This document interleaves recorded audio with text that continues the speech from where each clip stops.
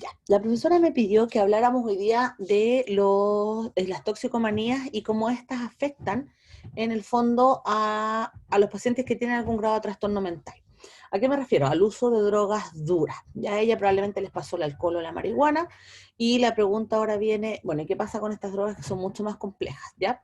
Entonces, para eso una breve introducción y comentarles que el uso de drogas con los fines de alteración del sistema nervioso central, ya, o sea, con la intención de alterar el estado mental, se han utilizado de muchísimos años atrás, ya, desde más de 5.000 años atrás hay antecedentes, por ejemplo, con el alcohol como fin, insisto, de trastornar el estado mental, de la cocaína, de los derivados del cáñamo, del opio, de los hongos medicinales, etcétera.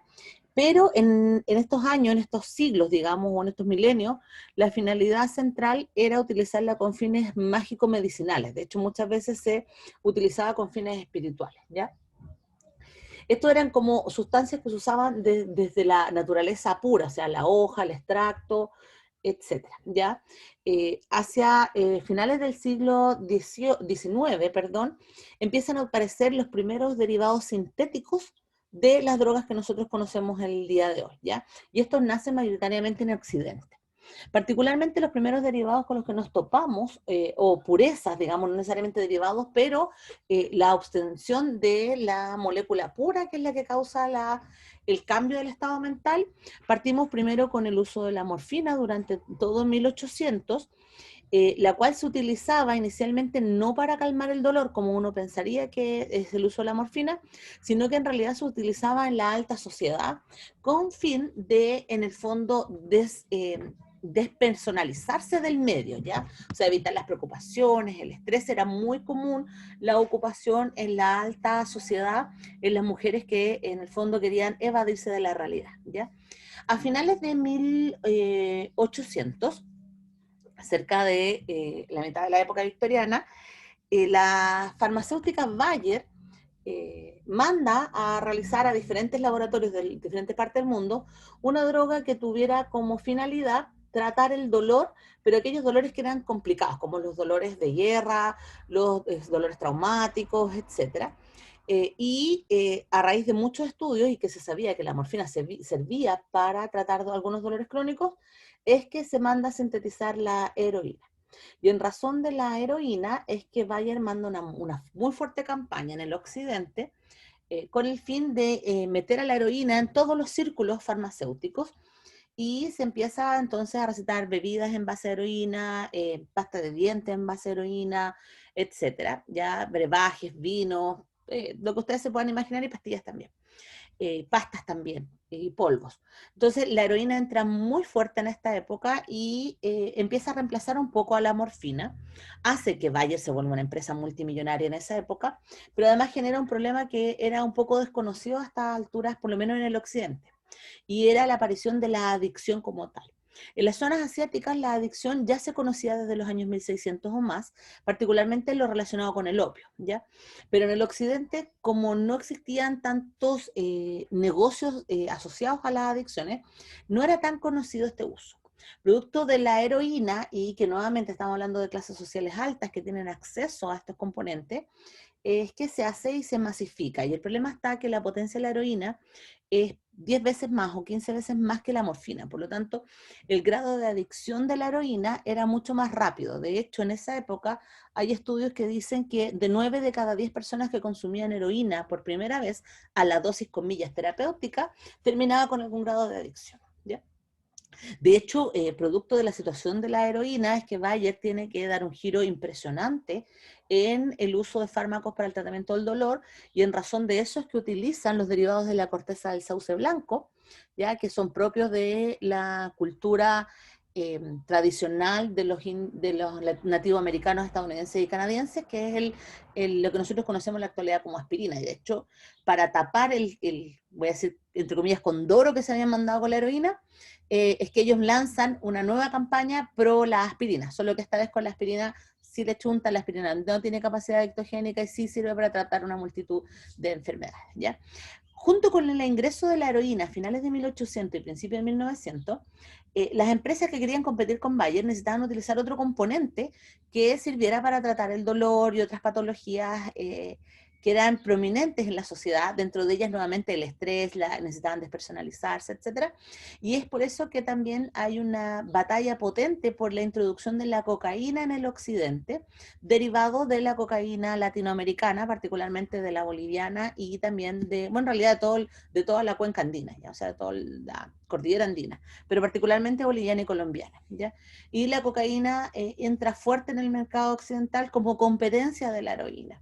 Pero a esa altura ya tenías un pacientes que eran absolutamente adictos y por lo tanto ya la cocaína pasaba a ser algo más ligero, por así decirlo, ¿ya? Eso está hablando de historia. Bueno, y finalmente, con la desaparición de la heroína y la cocaína como drogas legales, porque por muchos años fueron legales, empieza todo lo que es la medicación para el tratamiento del dolor como tal, ya, gracias a esta competencia adictogénica es que empieza lo que ustedes conocen como la medicación para el tratamiento del dolor. Comentarles que la heroína y la cocaína desaparecen el de la legalidad con la ley seca en Estados Unidos que se correlaciona con el espacio que hay entre la Primera y Segunda Guerra Mundial, ¿ya? También comentarles que en 1900, una vez que desaparece un poco del mercado la cocaína y la heroína y que pasan a lo proscrito, a lo oscuro, ya deja de ser de clase alta o por lo menos visualmente hablando de clase alta, es que empiezan a aparecer entonces derivados de sintéticos ahora que tienen como finalidad producir cambios a nivel del estado mental, pero la búsqueda en realidad estaba asociada a fines médicos, o sea, esto tiene todo que ver con una corriente post-freudiana, en la cual lo que se buscaba era que la persona liberara su yo interno y eso sirviera para poder expresar los males que le aquejaban, ¿ya? Entonces, en relación a eso nace toda la familia de los alucinógenos y las anfetaminas, que tienen menor potencial adictogénico, pero tienen un mayor potencial de desfocalización, por así decirlo, de las funciones cerebrales, ¿ya? Y finalmente empiezan, ya hasta finales de 1900, aparecen las drogas de diseño y las drogas sintéticas que buscan en el fondo recrear a un cierto grado de población, por ejemplo el éxtasis, y se utilizan con la finalidad de obtener beneficios únicos, por ejemplo, aumento de la capacidad sexual, o aumento de la empatía, o solo aparición de efectos alucinógenos, etc. ¿Ya? Y finalmente comentarles que en los últimos 20 años, casi la mayoría de los países, sin excepción, han tenido que luchar de manera potente contra el consumo de estas sustancias. Cada vez hay menos sustancias nuevas, pero hay más personas adictas. Por lo tanto, es un problema de salud pública que no es menor. De hecho, hay poblaciones en Estados Unidos, como por ejemplo Atlanta, donde se cree que casi cerca del 60% de la población consume con algún grado de habituación drogas ilegales, ¿ya? Ni hablar de otros países, yo les menciono Estados Unidos porque tiene más estadísticas. Aquí en Chile no hay estadística certera asociada al consumo de estas drogas ilegales, pero es fuerte el consumo en Chile y uno lo puede ver por los datos CERNA, ¿ya? Entonces, con ese contexto, que entendamos un poquito de historia, tenemos que pensar entonces cuál es la terminología que nos llama a el curso de toxicología. Nosotros vamos a hablar en este curso, en esta horita que tenemos, de las toxicomanías. En el fondo, el comportamiento o el consumo que lleva hasta tal punto de producir ya no solo el cambio a nivel del sistema nervioso central, sino que además de producir un cambio de comportamiento que puede llevar al paciente a la urgencia, ¿ya? Acá a nosotros no nos interesa si el paciente se puso violento o no, o el paciente se alejó o no de la perspectiva familiar, sino que nos interesa el punto donde termina llegando a urgencia, ¿ya? La toxicomanía nace por dos causas posibles. Una es el primo consumo a dosis mayores a la tolerable por el ser humano, ¿ya?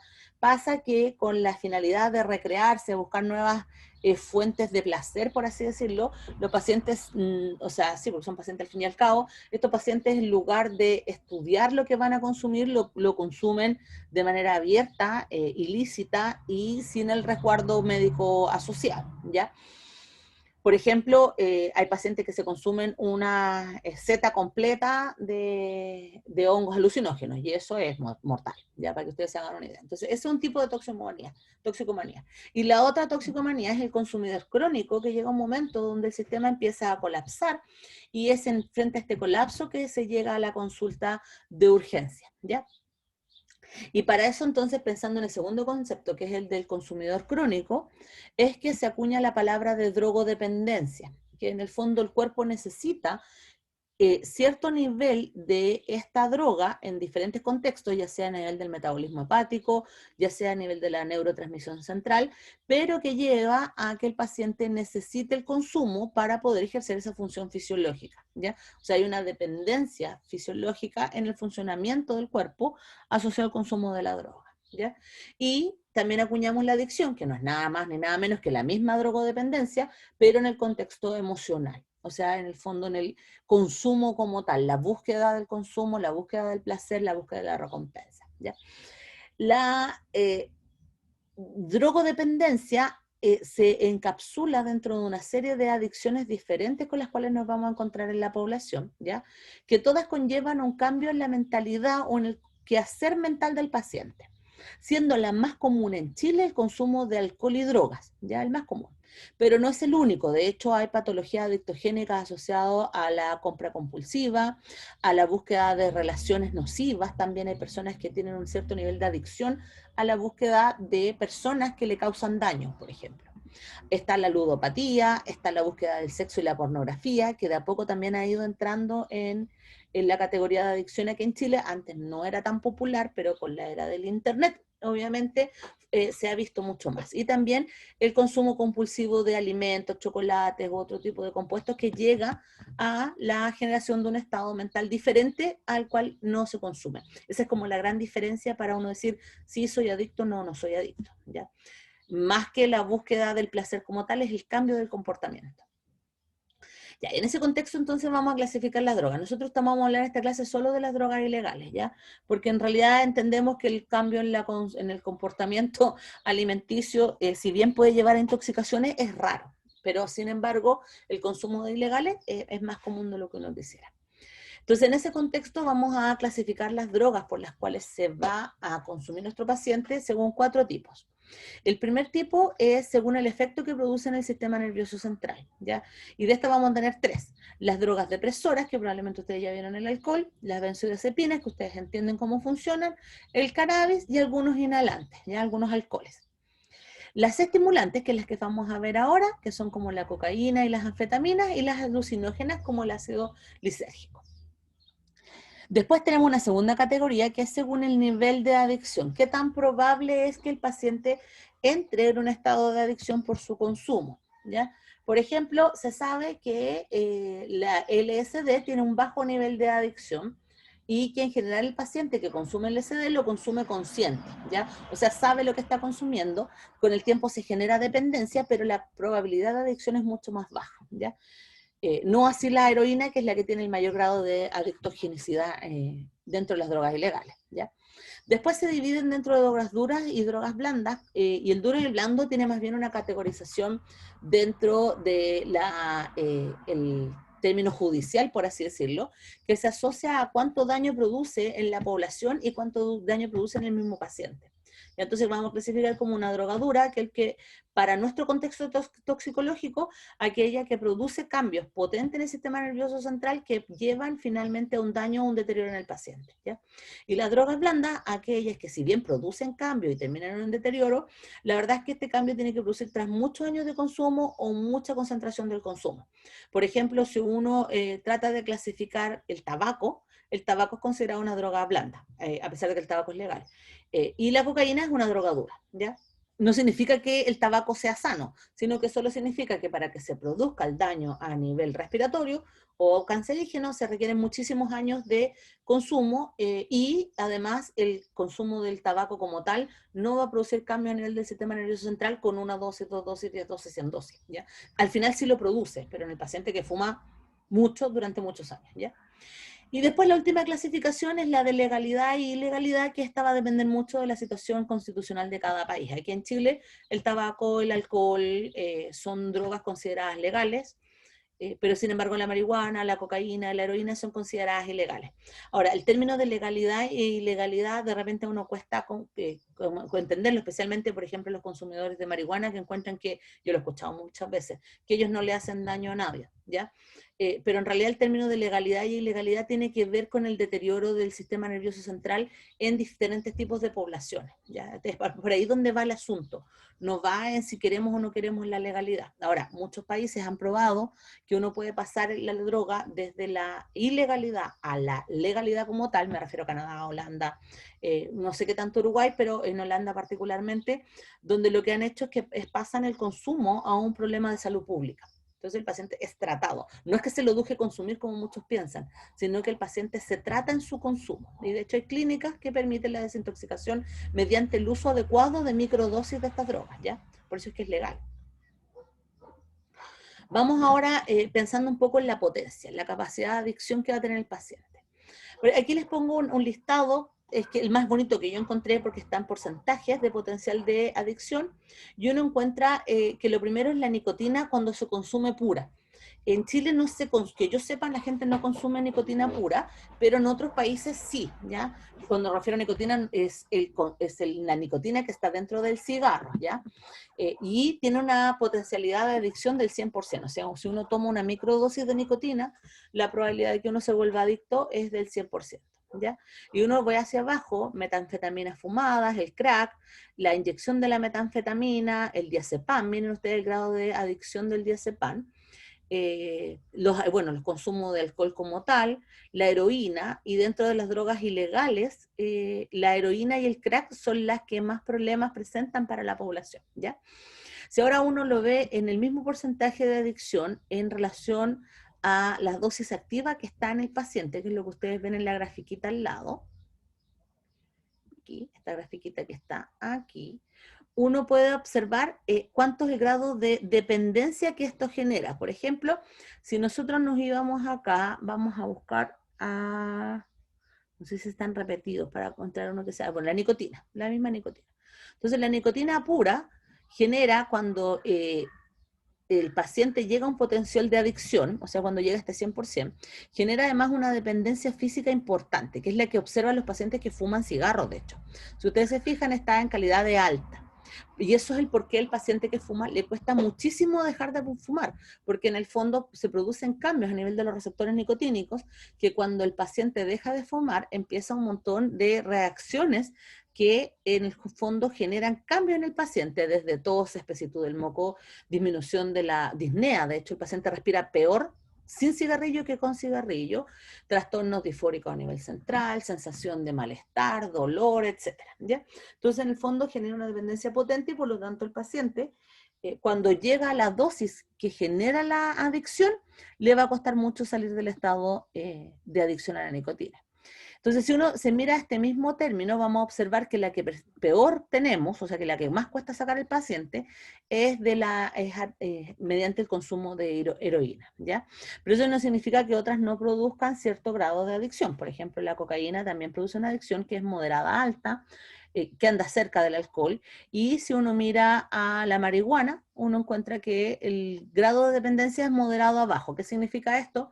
Que en el 70% de los pacientes aproximadamente nosotros podemos eliminar la marihuana de su vida y eso no va a generar grandes trastornos a nivel fisiológico. No en todos los pacientes. Hay pacientes que efectivamente el grado de adicción y de tolerancia es tan alto que la dependencia genera trastornos psicológicos, ¿ya? Y esto es lo que les decía yo, pues el LSD casi no produce trastornos de dependencia ni de adicción, ¿ya?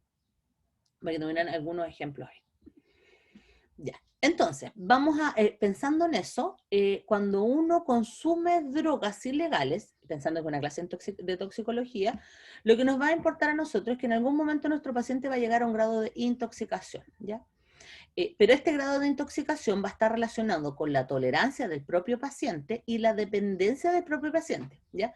La tolerancia hace, por ejemplo, relación a que un paciente promedio puede consumir morfina hasta 50 miligramos kilogramos, pero un paciente morfinómano consume 2 gramos kilogramos, ya tiene una alta tolerancia, por lo tanto en su cuerpo hay una alta concentración también de morfina. Después tenemos la dependencia.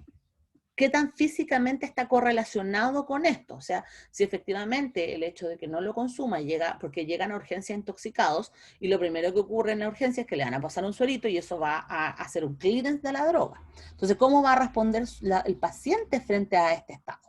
Entonces, a nivel físico va a responder con trastornos arritmogénicos, con trastornos a nivel del sistema nervioso central, con trastornos de la vasodilatación, etcétera, y las vemos droga por droga. Pero también va a responder a nivel psicológico, trastornos de abstinencia, trastornos delirantes, trastornos mediados por la vía de la recompensa. Entonces, eso va a generar finalmente un síndrome de abstinencia, pero además también va a generar un síndrome de hipersensibilidad. El síndrome de hipersensibilidad hace referencia a que, por ejemplo, los receptores nicotínicos del paciente que fuma, cada vez que el paciente fuma están activados, así que el paciente los tiene controladitos durante el día, ¿cierto? Él sabe cuándo tiene que fumar, fuma y controla sus receptores de nicotina. Pero si al paciente nosotros abruptamente lo dejamos, deja de fumar, así fumaba 2 cajetillas diarias y pasa a fumar 0, los receptores nicotínicos están hipersensibles, o sea, necesitan la activación de la nicotina. ¿Qué es lo que va a pasar? Que si deja de consumir, entonces estos receptores van a mandar señales que van a generar trastornos asociados a esta abstinencia. Entonces uno no puede quitarle al paciente el cigarrillo de un día para otro, ¿ya? Eso produce más trastornos de lo que uno cree. Incluso puede producir síndromes apneicos nocturnos graves, ¿ya? Entonces, ¿qué es lo que uno tiene que hacer? Ejemplo, qué sé yo, el paciente fumaba 2 cajetillas, entonces combinarlo, fumar 30 cigarros en vez de 40. Y después combinarlo, fumar 20. Y después, felicitarlo, vamos por 12. Y después de 12, 6, de 6 ya 1. Y del 1 ya 0. Pero no eliminar inmediatamente la droga porque el síndrome de hipersensibilidad puede ser incluso mortal. No en el caso de la nicotina, pero por ejemplo en el caso del recién nacido de madre adicta a la cocaína, el hecho de que el recién nacido no tenga cocaína en sangre puede generar la muerte por paro cardiorrespiratorio. Entonces, ¿por qué? Por la hipersensibilidad, ¿ya? Entonces hay que tener ojo también con eso, que en el fondo uno igual tiene que tener la droga a mano para poder controlar la hipersensibilidad del receptor, ¿ya? Ahora, vámonos a los datos duros de nosotros. Nosotros, en general, cuando uno habla de Chile, yo creo que cualquiera de ustedes asume, si yo les hubiera hecho una encuesta, ya se me fue porque les mostré justo el grafiquito, pero si uno le hace una encuesta a cualquiera de nosotros y pregunta, oye, ¿cuál crees tú que es la droga legal más utilizada en Chile? La mayoría me va a decir alcohol. Si uno dice, oye, ¿y la ilegal? Marihuana. Y la respuesta es, no es la correcta. En Chile el mayor problema que tenemos es el consumo de cocaína, ¿ya? La marihuana se utiliza, pero como no se utiliza a grados de producir adicciones en Chile, o son pocas las poblaciones que producen trastornos de tolerancia y de adicción, no es un problema grave en el país. Sí existe el problema, y no hay que menospreciarlo, especialmente en los medios económicos bajos. El problema en Chile es el consumo de cocaína, ¿ya? Porque es un problema que radicalmente lleva a mucho gasto del consumo de salud finalmente, pero también al hecho de que está metida o inserta en ciertas sociedades donde uno presume que están metidas. Por ejemplo, no sé, yo he escuchado muchas veces que la gente asume o presume que en el ámbito de carabineros o militares está inserto, o en el ámbito de la política, por ejemplo. El problema es que no sabemos dónde está. Sabemos que está y que el consumo es alto, y es bastante alto. Y a nivel de Latinoamérica somos el segundo país con mayor consumo, ¿ya? También, pero también sabemos que la pasta base es fuerte en los barrios marginales, donde la pasta base, al fin y al cabo, es un derivado de la producción de la cocaína, ¿ya? Entonces, es un problema. Entonces, antes de entrar a las drogas como tales, lo otro importante es que hay que considerar que el paciente, cuando está intoxicado, se le hace un clearance de la droga y el paciente va a gatillar la activación del mecanismo de recompensa, ¿ya? Nosotros tenemos a nivel dopaminérgico en esta zona de los núcleos de la base piramidal, tenemos un sistema que es de la vía dopa de 2, que está asociado a una respuesta conocida como de recompensa, ¿ya? Y que además inerva desde los núcleos, inerva hacia la corteza prefrontal, que es como nosotros expresamos esta recompensa. Es un poco, para que ustedes me entiendan, aunque yo creo que igual como que lo asocian, es un poco cuando uno le enseña un truco a un perrito, y le enseña ese truco mediante el uso de un pequeño alimento, que eso es el fondo en lo que se convierte en la droga para el perrito, ¿ya? Entonces, el perrito, cuando tiene el reward o la recompensa, ustedes le piden que mueva la colita, mueve la colita. Si ustedes le piden que se haga el muerto, se hace el muerto, ¿ya? Entonces, esa es una recompensa positiva, o sea, mientras más cosas entretenidas haga el perrito, mejor se siente el perrito y más consume de su alimento, ¿ya? Entonces, nuestro sistema de recompensa es bien parecido, pero con la única diferencia es que si uno no activa el sistema de recompensa, uno después se siente mal, se siente abatido, decaído, deprimido, ¿ya? Eso pasa, por ejemplo, en las personas que tienden a consumir algún tipo de componente, no voy a hablar de drogas todavía, pero por ejemplo, a ustedes les gusta no sé, voy a poner un ejemplo, les gusta ver series y les gusta ver series policíacas y después de que se les acaba la tanda completa de series policíacas y ustedes se meten en Netflix y no le queda ninguna más para ver, ustedes estaban continuamente activando su mecanismo de recompensa y cuando se acaba la serie, ustedes sienten inmediatamente un bajón, no sé si a alguno le ha pasado, pero es más común de lo que uno cree, un bajón, ¿y ahora qué hago? ¿Y ahora qué viene? O si a lo mejor les ha pasado también que cuando están estudiando fuerte, fuerte, fuerte para una prueba, o para un fin de semestre como estamos ahora, se esfuerzan mucho y se recompensan con alimentos, con chocolates, con bebidas, etcétera. Y mientras más se esfuerzan, más se recompensan, más se esfuerzan, más se recompensan. Y la recompensa siempre es la nota, obviamente, final. Pero cuando se acaba el periodo de prueba, llega un minuto donde viene el bajón ¿y ahora qué hago? Y el fondo del cerebro dice, bueno, ¿y qué más? No sé qué hacer con mi tiempo, no sé qué hacer con mi cerebro, ¿ya? Entonces, piensen en eso y ahora pasémoslo a la droga. Si la persona habitualmente consumía alcohol una vez a la semana, si ustedes le quitan el alcohol, el paciente va a buscar la recompensa, o sea, va a buscar el alcohol nuevamente, porque su cerebro le va a decir, bueno, ¿y ahora cómo funciono si no tengo el alcohol? ¿O ahora cómo funciono si no tengo el café? ¿O ahora cómo funciono si no tengo la cocaína? Entonces, se activa la vía de recompensa, pero ya no se activa la vía del placer, como estaba cuando uno lo consumía, sino que ahora se activa la vía completa dopaminérgica, la cual se asocia a delirio, a malestar general, a sensación, psicóticas, maniáticas, etc. ¿Ya? Entonces hay que entender que también nuestro paciente va a estar relacionado, o sea, va a tener una activación de la vía de la recompensa, y ustedes se la van a bloquear cuando le empiezan a hacer el clearance a nivel clínico. ¿Ya? Entonces volvamos a esto, a la intoxicación, que es lo que nos interesaba. Tenemos que pensar que, además, el paciente intoxicado después del clearance va a hacer cuadros del sistema nervioso central, de la salud mental, que son conocidos como síndromes residuales, ¿ya? ¿A qué me refiero con esto? Que independiente del consumo de la droga, mientras más crónico haya sido el consumo, más probable es que aparezcan estos cuadros. Primero, hay un síndrome amnésico permanente, en donde el paciente no recuerda los estadios post-consumo. Algunas drogas producen mayores síndromes residuales, como la cocaína o la pasta base, y hay otros que menos. Ya la heroína, la marihuana también produce el síndrome amnésico permanente. Esto puede ser solo relacionado con el momento del consumo, pero cuando el consumo es crónico puede ser en etapas completas de la vida. Uno le pregunta a los pacientes que han sido tratados por cocaína, a los cocainómanos ya tratados, y ellos pueden decirte que perdieron años completos de su vida, o sea que no tienen idea de qué hicieron, ¿ya?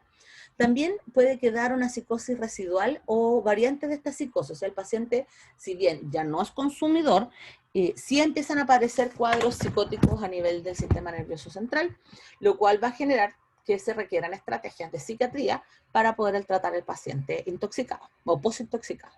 También muchísimas generan deterioro cognitivo y síndromes demenciales.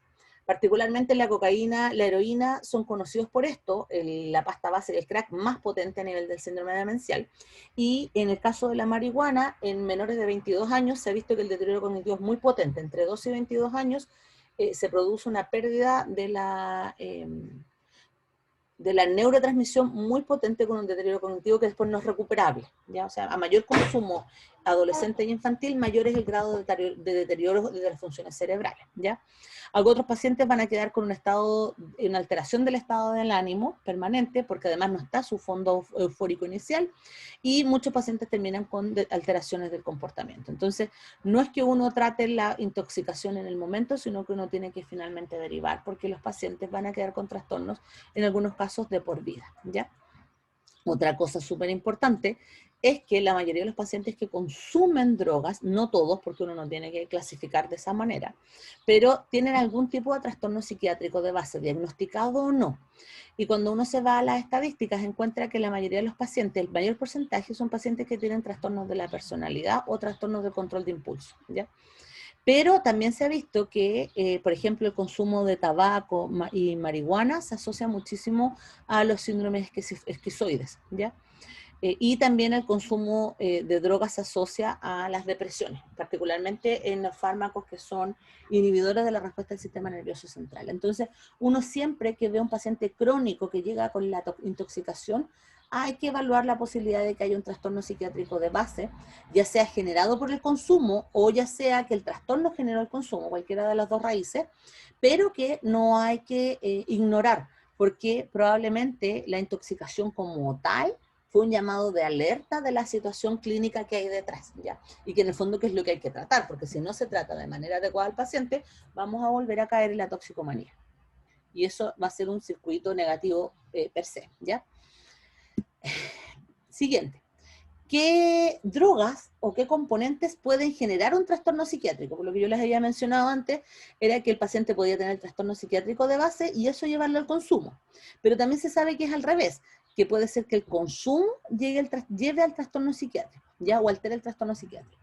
Se sabe que el alcohol produce delirios, por ejemplo. Bueno, que los alucinógenos producen un cuadro tipo esquizoide, ¿ya? Lo mismo con la anfetamina, que los cannabis en personas muy jóvenes produce trastornos cognitivos y también trastornos esquizoides. De hecho, hay toda una discusión a nivel mundial de si es la esquizofrenia la que lleva el consumo de cannabis o el cannabis la que lleva a la aparición de cuadros esquizofrénicos, siempre en menores de 22, 24 años por si acaso. No en adultos, ya que en adultos no hay suficiente antecedente. La cocaína también lleva trastornos psiquiátricos, particularmente relacionados con los estados de ánimo, ¿ya? Y así sucesivamente.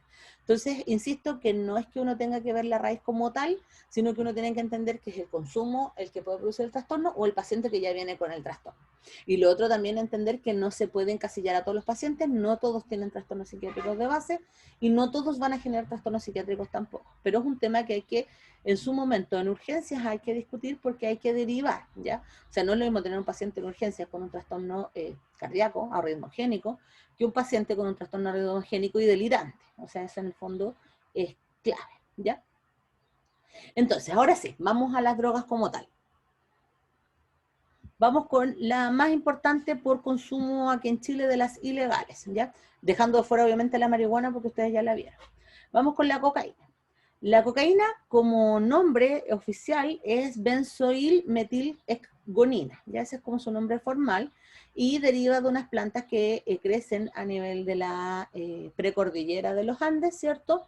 Y que son la variante coca de la Erythroxylum, ya que es la planta de coca, donde las personas propias de del altiplano la consumen como tecitos para aumentar la respuesta respiratoria, ¿ya? O sea, se utiliza con fines, ¿cómo decirlo?, médicos, por así decirlo, ¿ya? Pero cuando se utiliza como droga ilegal, se utilizan derivados más bien puros de la cocaína, ya, o sea, de este componente, y si uno se va a la jerga popular, nombres tiene de sobra, ya, desde Nieve, desde la Gran Dama, desde, no sé, ahí hay montones de nombres, de la merca, ya, que yo lo conocía como la coca o la merca. ¿Ya? Y a través de la planta de la cocaína, o sea, del extracto de la cocaína, se derivan varios componentes también adictogénicos, también ilegales, como el coqueo, la pasta base, el clorhidrato de cocaína, que es el que ustedes conocen habitualmente como la cocaína, que es la que consumen en el fondo así, como la ven ustedes, pero que también se puede calentar y inyectar, ¿ya? La pasta base y el crack, o sea, la pasta libre, perdón, y el crack, ¿ya? Entonces, en realidad nosotros nos topamos no solo con el comercio y venta de la cocaína o con las intoxicaciones con cocaína, sino que se van a topar con todas las variantes. Siendo que en Chile los más fuertes, la pasta base y el clorhidrato de cocaína, ¿ya? Y por un asunto de situación pública, la pasta base es un tremendo problema en muchos países, ¿ya? Y particularmente aquí en Chile. Vamos. Bueno, si uno hace una neuroimagen a las personas que después del consumo exacerbado de cocaína, después de haber pasado por una intoxicación con cocaína, se les hace un clearance y después de eso, en el fondo, el paciente remite su adicción, uno va a encontrar que hay varias cosas interesantes a nivel de neuroimagen. Primero, que los pacientes tienen un aumento de los transportadores de dopa cuando están en abstinencia aguda, o sea que en el fondo aumenta la concentración de los receptores dopaminérgicos en todo el sistema, particularmente a nivel del sistema de los grandes núcleos, ¿ya? Además, si el paciente se logra desintoxicar, si bien pueden tener un aumento de estos transportadores de dopa, tiene una disminución de la afinidad del receptor. O sea, hay una gran cantidad de receptores, pero los receptores funcionan más lento, ¿ya? Y eso es un indicador de que el paciente está realmente desintoxicado, o sea, que no se hiperestimula el receptor dopaminérgico tipo D2. El receptor dopa D2 es el que está asociado con los síndromes esquizoides, ¿ya? De hecho, la medicación para tratar la esquizofrenia, que son los neurolépticos, son fármacos que lo que hacen es que apuntan sobre este receptor dopa de 2 disminuyéndolo. Entonces, uno tiene que entender que cuando el paciente tiene una hipersensibilidad dopa de 2, es donde aparecen todos los trastornos psiquiátricos asociados a la esquizofrenia y a la psicosis. Las alucinaciones, las delusiones, los delirios, etcétera, se deben a un aumento de esta recepción. No es lo único. Pero es lo más importante, un aumento de la recepción dopaminérgica a nivel límbico y a nivel del núcleo de la base, y una disminución del receptor a nivel de la corteza prefrontal. Entonces, cuando uno ve la neuroimagen del paciente intoxicado, se ve que está aumentado el receptor, o sea, el paciente estuvo pasando por una fase psicótica, pero que tiene una menor afinidad, o sea, cuesta más activarlos, por algo están desintoxicados. Pero es importante mencionar esto, porque si no, en este punto el paciente vuelve a consumir cocaína, se vuelven a activar sus receptores, ¿ya? Y otra cosa súper importante es que mientras más largo haya sido la temporalidad del consumo de cocaína en el paciente, mayor disminución del flujo sanguíneo cerebral vamos a tener en el usuario crónico. De hecho, los usuarios crónicos de larga data tienen zonas isquemizadas, ¿ya? Y eso es un indicador del deterioro cognitivo con el cual van a terminar los pacientes y las demencias asociadas al consumo de cocaína, ¿ya? Otra cosa importante es que cuando el paciente está consumiendo cocaína, y uno hace un análisis también de neuroimagen, uno puede ver que hay un aumento de la función dopaminérgica, o sea, lo que explicaría la psicosis, la manía, etcétera, un aumento de la función serotoninérgica a nivel de la corteza prefrontal y de la noradrenalina, la cual explicaría por qué el paciente está más exacerbado, se mueve más rápido, respira más rápido, está más eufórico, más feliz, por así decirlo, más expresivo, etcétera, ¿ya? También se ha visto que tienen un aumento en la conductancia del glutamato, con y sin aumento de la recepción GABAérgica. Inicialmente al principio hay un bloqueo GABAérgico, o sea, el paciente está despierto, está funcional, está hiperactivo, pero cuando empieza a disminuir los niveles de cocaína a nivel central, se activa la corriente de cloruro de manera potente y el paciente cae en una especie de latencia depresiva a nivel del sistema nervioso central por un aumento de la respuesta GABA, ¿ya? En general, cuando uno analiza a los pacientes con usuarios de cocaína, uno observa que cerca del 47%, o sea, cerca del 50% de los pacientes que consumen cocaína no tienen ninguna otra comorbilidad psiquiátrica asociada y por lo tanto es muy difícil saber que el paciente lo consume salvo que uno lo pille in situ, ya, o que uno le haga un examen de sangre o que algún familiar o amigo lo acuse, ¿ya? Pero el restante 50% de la población, que es la que finalmente va a terminar llegando a urgencia, son pacientes mayoritariamente por diagnóstico, pacientes con depresión mayor y con otros trastornos del ánimo y de la personalidad, ¿ya? Entonces, es ahí donde en el fondo es el foco, porque estos pacientes van a terminar consumiendo más de lo que tolera su sistema fisiológico y sistema nervioso central y por lo tanto van a caer en la intoxicación. ¿Cuáles son los motivos de consulta por urgencia? Bueno, es como de suponer, que más del 50% están relacionados con trastornos psiquiátricos, pacientes con grave alteración del trastorno ansioso, ¿ya? Grave alteración a nivel de la agitación hacia el paciente, no se puede quedar quieto, no puede elaborar pensamientos coherentes, ¿ya? La sensación de ansiedad y la sensación de liberar esa ansiedad es muy potente, de hecho los pacientes son muy, muy, muy agresivos, y en algunos pacientes cae con delirio y alucinaciones, pero va a depender netamente del grado de consumo, ¿ya? Después vienen los trastornos cardiovasculares como los más importantes, que son probablemente los que ustedes primero van a tratar, que son la aparición de palpitaciones y cuadros arritmogénicos y el dolor torácico, ¿ya? Finalmente, cuando los pacientes llevan a alto grado de intoxicación, los pacientes van a llegar convulsionando y con problemas o disminución del estado de alerta, ¿ya? También es importante mencionar que hay cerca de un 7% de los pacientes que va a llegar como tentativa de suicidio a urgencia, ¿ya? ¿Cuáles son los efectos secundarios del consumo de cocaína? Siempre aquí estoy pensando en larga data, ya no como consumo inicial. Pero los pacientes van a aumentar el riesgo del accidente cerebrovascular, ¿ya? Van a disminuir la concentración mental, en el fondo el grado de atención.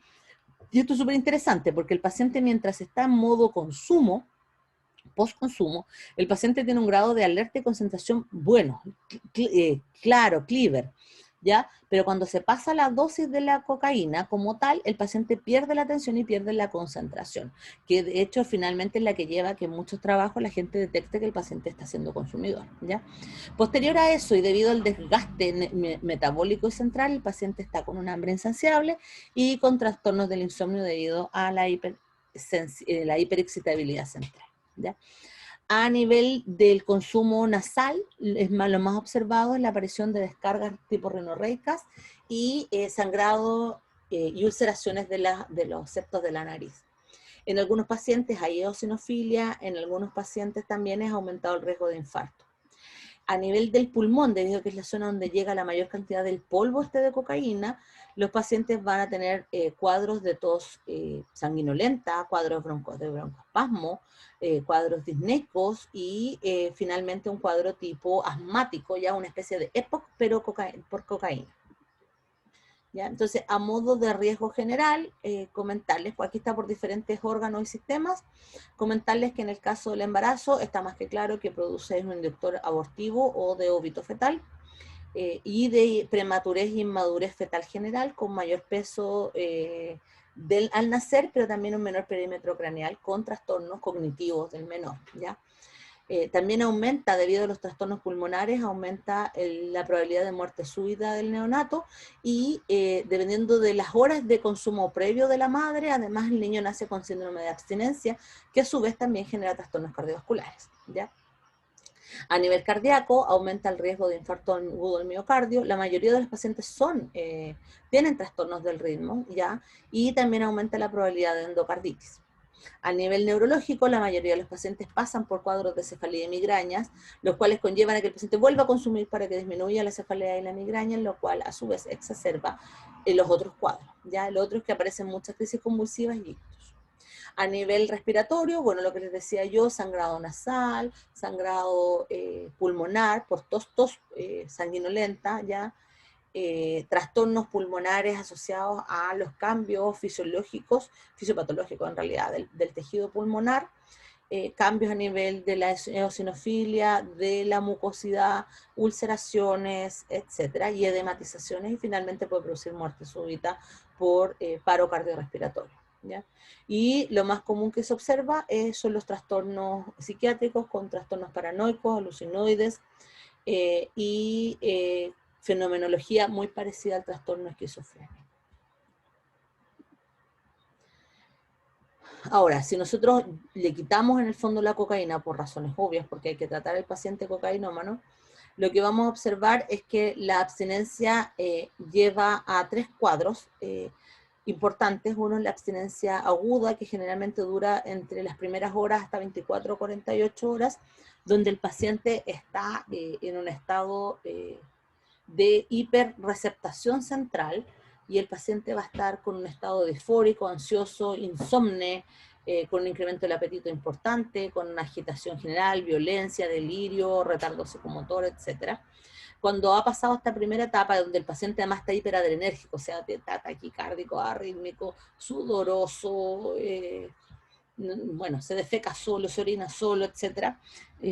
Después de que pasa esto, que son dentro de las primeras 48 horas aprox, viene un síndrome de abstinencia prolongada, donde el paciente está en un estado depresivo menor. Es decir, que el paciente con un buen tratamiento posterior a la intoxicación, dentro de las 10 semanas aproximadamente, se habla en general de 3 meses aproximadamente en UCI, o sea, en UCI psiquiátrica, para tratar este trastorno menor y evitar el consumo nuevamente. Ya, si el paciente es liberado antes de las 10 semanas, lo más probable es que el paciente entre en consumo nuevamente.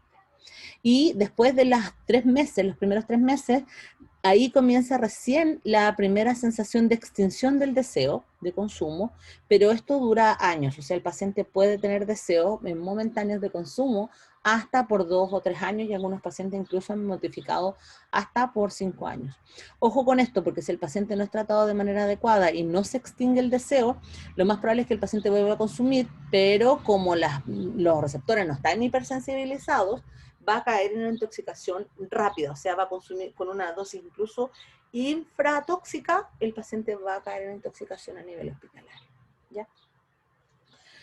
Y finalmente tenemos el problema de la psicosis que les mencionaba yo, no solo de los cuadros cardiovasculares, sino que qué pasa con el paciente cuando me llega a urgencia, siempre y cuando llegue consciente. Comentarles que 2 de cada 3 personas que consumen cocaína tienen trastornos paranoides transitorios, graves, ¿ya? Y que generalmente estos trastornos paranoides desaparecen después de las 24 a las 48 horas que uno comienza el clearance de la cocaína. Y lo más común que ustedes se van a encontrar es con la suspicacia, o sea, no confían en el personal médico, la conducta compulsiva, tratar de sacarse las vías, tratar de conseguir un arma que le permita defenderse o incluso cometer suicidio, el delirio de persecución, la celotipia, el delirio de perjuria y cualquier tipo de ilusión o alucinación verbal, visual, etcétera. Dentro de las más reportadas en el post-cocainómano es la sensación de parasitosis, ¿ya? La sensación de que está siendo invadido por parásitos bajo la piel y por lo tanto, y como es una alucinación, en el fondo que el personal médico, que ya es suspicaz a eso, no quiere tratarlo, no quiere atenderlo y en el fondo hay un grado de victimización y delirio asociado a esa victimización, ¿ya?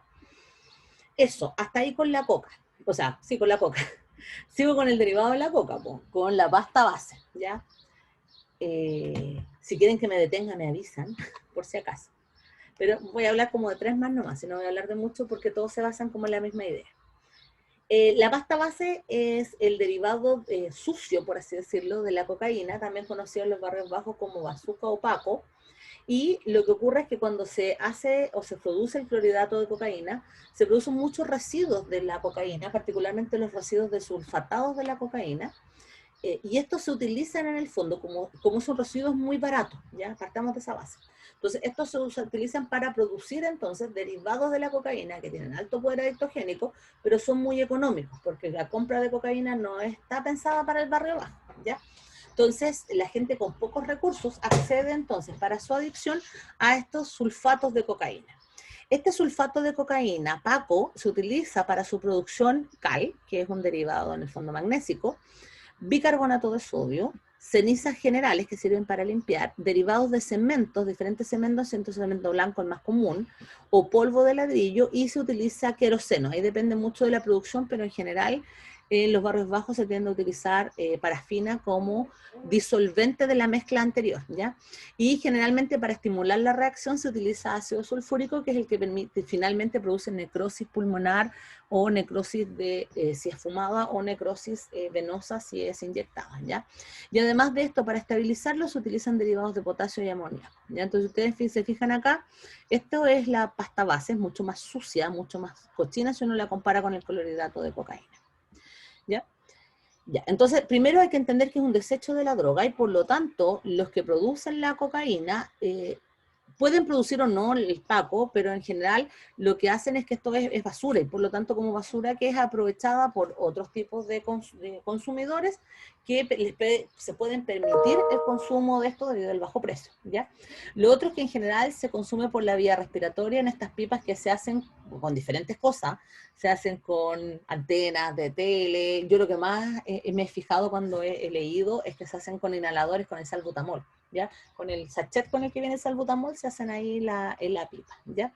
Y lo otro que es muy común a nivel de barrio bajo es que se haga con el cigarrillo de marihuana, se utiliza la punta del cigarrillo para poner entonces el polvo encima, que es lo que se conoce como marciano o nevado, ¿ya?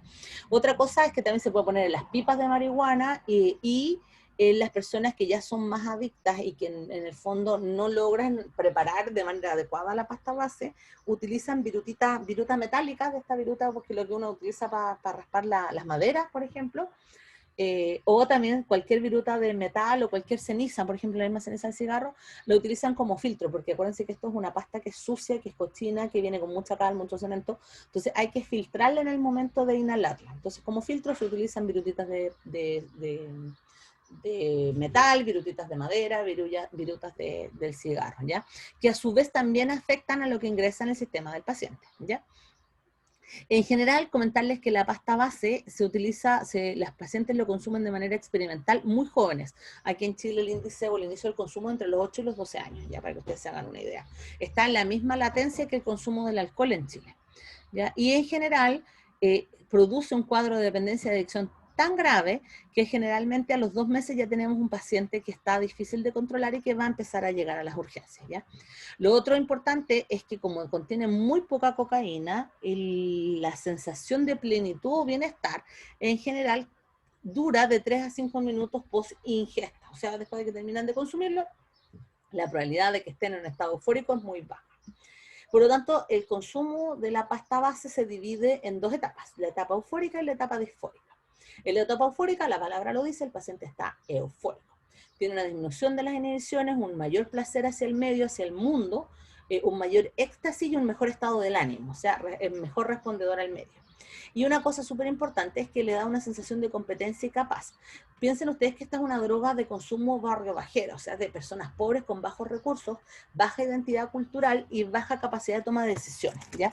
Por lo tanto, el hecho de tener hambre, el hecho de no tener un trabajo, el hecho de que haya violencia intrafamiliar, el hecho de no poder salir de donde estás, hace o genera que ellos busquen esta sensación de competencia y eficacia, ¿ya? De sentirse capaces, de sentirse incluidos. Y es por eso que es tan habitual el consumo de pasta base en Chile, ¿ya? Otra cosa importante es que el consumo de pasta base disminuye el hambre, disminuye el sueño y disminuye la fatiga. Por lo tanto, a su vez se asocia también a esto, al vagabundeo, a la poca ingesta calórica, etc. ¿Ya?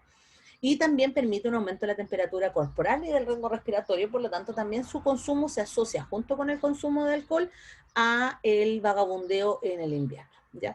Como esta etapa dura poquito, como les decía yo, 3, 5 minutos al principio, en los primeros consumos dura más, pero estamos acá hablando de un paciente cronificado y habitué al consumo de pasta base. Esta etapa dura poquito, la etapa de euforia, y inmediatamente el paciente entra a una etapa disfórica que es mucho más larga, que puede durar horas, y la etapa disfórica es una sensación de angustia, de depresión por el medio, y la sensación de inseguridad, ¿ya? Además de esto, ellos buscan nuevamente la etapa eufórica y por lo tanto se inicia el ciclo del deseo de seguir fumando, por lo cual se vuelve más difícil todavía sacar al paciente del sistema. Además aparece tristeza y indiferencia sexual, ¿ya? Entonces, ¿qué es lo que tenemos? Que el paciente, debido a este paso de la etapa eufórica a la disfórica, el paciente empieza con un consumo compulsivo. Miren, ahí está el del salbutamol, el clásico, ¿ya? Entonces, eso hace que el paciente finalmente llegue a un punto donde tiene un consumo ininterrumpido, ¿ya? ¿Cuál es la finalidad final? O sea, ¿cuál es la finalidad del consumo ininterrumpido? Ya ni siquiera es la búsqueda de la etapa de éxtasis y seguridad, sino que finalmente es evitar la etapa de depresión o disforia, ¿ya? O sea, en el fondo el paciente finalmente termina consumiendo para no sentirse depresivo ni alerta contra el mundo, ¿ya? Y lo otro súper importante es que el consumo crónico de la pasta base lleva a los cuadros psicóticos y a una despersonalización y pérdida del contacto con la realidad. Pero en general esto no aparece al principio, ya esto aparece semanas después del consumo con frecuencia, y lo otro es que aunque uno le quite la pasta base al paciente, el paciente puede estar meses o semanas o meses incluso con el cuadro psicótico, ¿ya? O sea, no es como la cocaína, que el cuadro psicótico desaparecía a las 48 horas aprox y después queda solo el cuadro abstinente. En estos pacientes el cuadro psicótico va a quedar por meses, ¿ya? Y generalmente la mayor cantidad de alucinaciones son alucinaciones, bueno, iguales que las de la cocaína, visuales, auditivas, etcétera, y igual que la cocaína, lo más común es el síndrome de ocupación por parásitos, ¿ya? Ahora, tenemos que pensar que cuando el paciente se intoxica, no solo se intoxicó con el paco, o sea, no solo se intoxicó con el sulfato de cocaína, sino que se intoxicó con todos los componentes con los cuales estaba formado esta pasta base, ¿ya? Entonces tenemos que pensar que nuestro paciente que llega intoxicado va a estar intoxicado por ácido sulfúrico, lo cual probablemente ya produjo un enfisema o algún tipo de carcinogénesis a nivel pulmonar por el mismo ácido. El querosén, a su vez, produce también una disminución de la mielinización de los axones, produciendo una disminución de la neurotransmisión, pero también el mismo querosén reemplaza el monóxido de carbono, genera monóxido de carbono que reemplaza el oxígeno de los eritrocitos. Por lo tanto, el paciente tiene un índice respiratorio menor, ¿ya? Lo cual genera que el paciente tenga trastornos del tracto el tracto respiratorio, y que eso genere debilitamiento, pérdida de la respiración adecuada, trastornos en el fondo de desgano, de cansancio, tos sanguinolenta, pérdida de la masa muscular, Y a eso sumado que como están en un feedback negativo continuo del consumo, el paciente se va a alimentar menos, va a tener trastorno entonces de la alimentación y de la función gastrointestinal, y va a tener a su vez algunos otros trastornos asociados al mismo querosén, como la aparición de migrañas, taquicardias y ulceraciones en las zonas de, por donde ingresó el componente. La cal, el querosén, el ácido sulfúrico, el amoníaco, etcétera, son todos necrotizantes. Por lo tanto, el paciente además, si la inhala, va a haber necrosis bucal y de la vía respiratoria, pero si el paciente la utilizara por otra vía, como la inyectable, va a haber necrosis en las zonas de la punción, ¿ya? Entonces, y de hecho es un indicador directo de qué tan dañado está el paciente, ¿ya? Sigo. ¿O quieren un descanso? Ustedes me dicen. Ustedes mandan.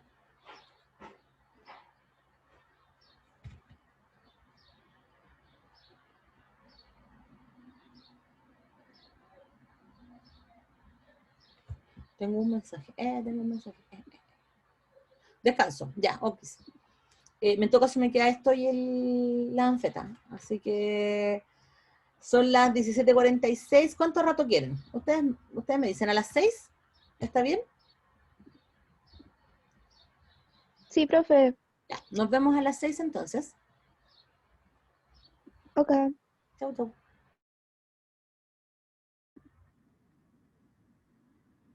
Entonces, continuando con el contexto de las toxicomanías, vamos a hablar ya de las dos últimas drogas de más uso en la población chilena, aunque en realidad las más utilizadas eran las dos primeras que expliqué, pero estas igual son importantes. ¿Ya? Primero el éxtasis, o también conocido como derivados del MDMA, ¿ya? Ustedes tienen el nombre, no, es muy largo para leerlo, y en general comentarles que esta es una droga sintética donde su inicio de consumo poblacional está cercano a los 1970 prox, ¿ya?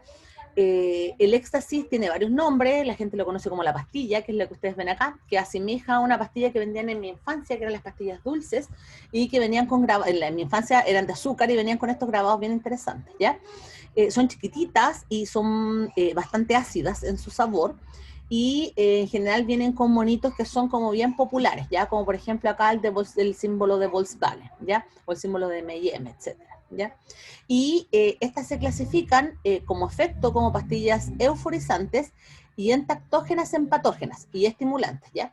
Este concepto de entactógeno y empatógeno es un concepto que nace gracias al consumo de éxtasis, ya no se conocía, este concepto no se conoce en otro tipo de drogas. ¿Qué es lo que hace esto? El empatógeno hace relación a la capacidad de empatizar con el otro, de entender mediante las señales no verbales cuál es la necesidad de la otra persona, ¿ya?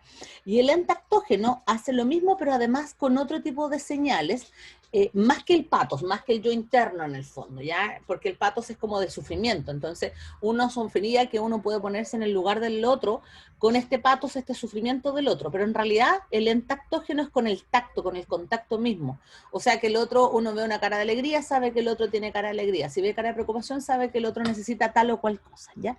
Entonces el éxtasis produce esta cualidad que nos hace ponernos en el lugar del otro y por lo tanto ayudar al otro e invertirnos, ponernos inmersos en un grupo social, ¿ya? Por eso es tan interesante esta droga. Entonces, ¿cuáles son los efectos que produce el éxtasis? La empatía, eso es lo que produce. Y aumenta también la sensación del yo, del quererme a mí mismo, ¿ya?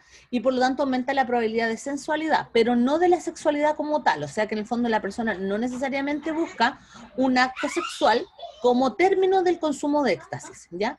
La droga además es euforizante, o sea, permite sentirse grandioso, extasiado del medio, y liberarla, producir una extroversión con un humor expansivo.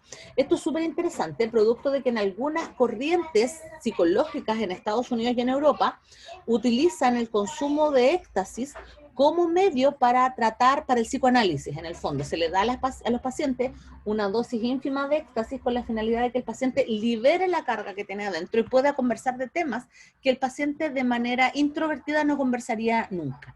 Y además, como es empático, permite que la relación entre el psicoanalista y el paciente sea más fluida, ¿ya? Disminuye el índice de violencia, la poca receptividad, la suspicacia, etcétera, ¿ya? Entonces, generalmente se piensa que el éxtasis es una droga que mejora el conflicto emocional del paciente. Claro que lo modifica todo lo que dura la droga, o sea, no más tiempo, ¿ya? El éxtasis es un derivado anfetamínico que comparte estructura entre la anfetamina y la mescalina, ¿ya?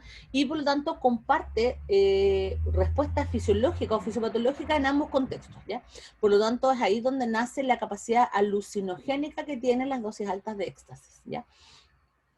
Otra cosa importante es que las pastillas que venden en el mercado de éxtasis, en el mercado ilegal, aquí en Chile, son todas impuras. Por lo tanto, muchos de los efectos adversos asociados al consumo de éxtasis se relacionan con las impurezas de estas, que no son las mismas pastillas que se venden para finalidades psicoanalíticas en Europa, ¿ya? Entonces, ¿cuáles son los efectos del uso del éxtasis en la mayoría de los pacientes que o no lo toleran bien o consumen más de lo debido, ¿ya? La mayoría de los efectos son simpático-miméticos debido a su acción anfetamínica, ¿ya? La estimulación simpática exacerbada va a llevar a una crisis adrenérgica, la cual se confirma por una taquicardia, una arritmia y una hipertensión, ¿ya? Además, el paciente puede cursar con una hipertermia y una deshidratación. De hecho, lo que se recomienda es que los pacientes que van a consumir éxtasis consuman solo agua, ya no agua alcohol, no agua té, no agua bebida, solo agua, para que mejoren la situación térmica del paciente y disminuya también otros trastornos asociados al gasto hídrico, ¿ya? También produce cuadros de temblor, de hiperreflexia, midriasis, en algunos pacientes produce trismo, que en el fondo es el bloqueo mandibular, algunas parestesias y bruxismos, ¿ya? Y en un grupo pequeño de la población se producen también trastornos neurológicos y psíquicos por la exacerbación adrenérgica, pero a nivel del sistema nervioso central, los cuales cursan con delirios y pérdida de la realidad, ¿ya? Junto con eso, los pacientes que han consumido anfetaminas, particularmente el éxtasis, cursan con anorexia y insomnio, y de hecho, uno de los usos más habituales del uso del éxtasis, además del uso recreativo, es esto, es la búsqueda en el fondo de controlar el medio interno, o sea, el consumo de alimentos, el consumo de relaciones personales, el consumo de otras situaciones familiares, etcétera, o sea, el control. Por eso es que muchos pacientes usan el éxtasis, ¿ya? A nivel de la intoxicación aguda, los pacientes llegan con el síndrome adrenérgico, o sea, no esperan ustedes otra cosa, ya llegan con el paciente asistólico, con colapso cardiovascular, el paciente con como tienen hipertermia, tienen rhabdomiólisis, tienen un cuadro de espasticidad muscular y convulsivo, ¿ya? Por lo tanto, lo primero que uno tiene que tratar al paciente con intoxicación con éxtasis es el cuadro adrenérgico, o sea, hay que administrar betabloqueantes, lo primero. Además, pasar suerito para hacer el clearance del paciente y administrar glucosa para poder normalizar las funciones metabólicas del paciente, ¿ya?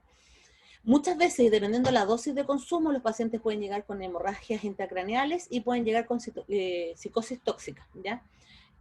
La psicosis tóxica es más que un cuadro alucinatorio o ilusorio clásico, sino que es más bien un cuadro delirante potente, ¿ya?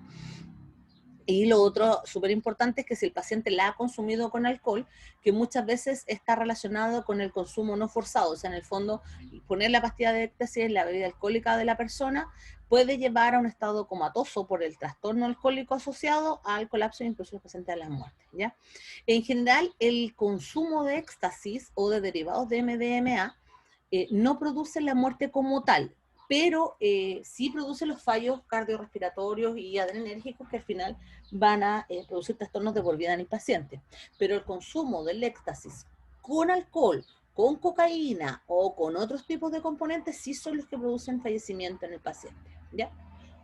Y finalmente, el menos común, pero no por eso no significa que no se venda aquí en Chile, es el ácido lisérgico de diletilamina, o ácido lisérgico para los amigos, o LUCI también, yo lo he escuchado, que es el LSD, ¿ya? PEPAS también. Y que son estos sellos que ustedes ven ahí, que son bien característicos y que tienen la capacidad de absorber de manera muy buena a través de la piel, pero particularmente a través de las mucosas. Ya los pacientes se lo ponen sublingual o lingual y esto se absorbe muy bien. El ácido lisérgico de dietilamina lo que hace es que es un agonista de la serotonina, los receptores serotoninérgicos tipo 2A y 2C. por lo tanto son euforizantes y producen un estado de alza anímica, ¿ya? Y además son antagonistas de los receptores dopaminérgicos a nivel de la zona estriada y mesolímbica, que son las encargadas de activar la zona alucinatoria. Así que en el fondo los pacientes, estos son pacientes que están en un estado de euforia, por así decirlo, de felicidad absoluta, pero frente a un estado alucinatorio, ¿ya? Y estas drogas se consideran entonces psicodélicas y psicomiméticas, ¿ya? Y muy potentes. ¿Cuál es el efecto general? El paciente, como está en este estadio alucinatorio, tiene un descontrol de todas las situaciones de los sentidos que tiene el paciente, tanto táctiles, auditivas, pero mayoritariamente visuales, porque es la que responde primero ante la acción psicodélica, y por lo tanto el paciente tiende a ver formas puras de luz y de color, ¿ya? El efecto euforizante genera una despersonalización que en algunos pacientes genera una sensación psicótica, ¿ya? Una sensación de que él no es él y que está siendo reemplazado por un otro, ¿ya? Y en la mayoría de los pacientes que lo consume a bajas dosis, produce la sensación de armonía interior por estos cuadros de luces, de control del ambiente, escuchan todo, ven todo, sienten cómo se levantan los capilares, no sé, cómo fluye la sangre dentro del organismo, etcétera, porque hay una exacerbación de la respuesta sensorial, y por lo tanto las personas se sienten como una especie de sintonía con el universo, y según los que lo han consumido dicen que llegaron a un estado último, un estado tipo nirvana, ¿ya? Entonces eso es lo que busca el consumo, las personas que consumen este LSD, ¿ya? Muchas personas, debido a que buscan eternamente este nirvana, por así decirlo, este estado armónico, es que consumen dosis por sobre las tolerables para el sistema nervioso central, y por lo tanto se produce un cuadro de intoxicación por exceso de estas estampillas, ya, de estos sellos.